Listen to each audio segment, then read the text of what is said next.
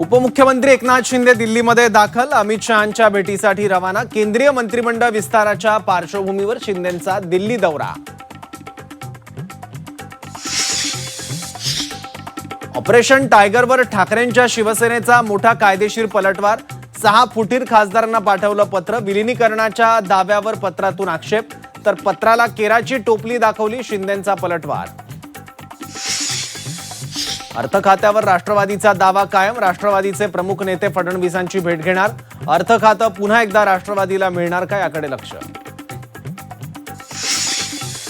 Bogus बियाणे प्रकरणात 18 कंपन्यांवर कारवाईचा बडगा। 30 जुलैपूर्वी कर्जमाफीची रक्कम शेतकऱ्यांच्या खात्यात, कृषी मंत्री दत्ता भरणे यांची घोषणा।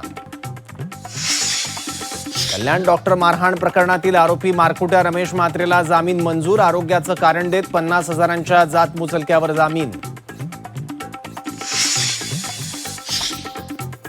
मुंबईत अन्न व औषध प्रशासनाची धडक कारवाई। 3 नामांकित हॉटेलचा परवाना रद्द, नियमांचं उल्लंघन केल्याप्रकरणी कारवाई।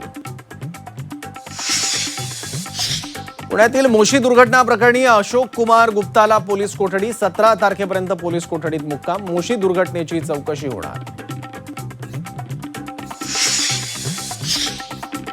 ज्ञानोबा माऊलींच्या पालखीचा वाल्हेमध्ये मुक्काम। वैष्णवांचा अथांग मेळा वाल्हेच्या अंगणात विसावला।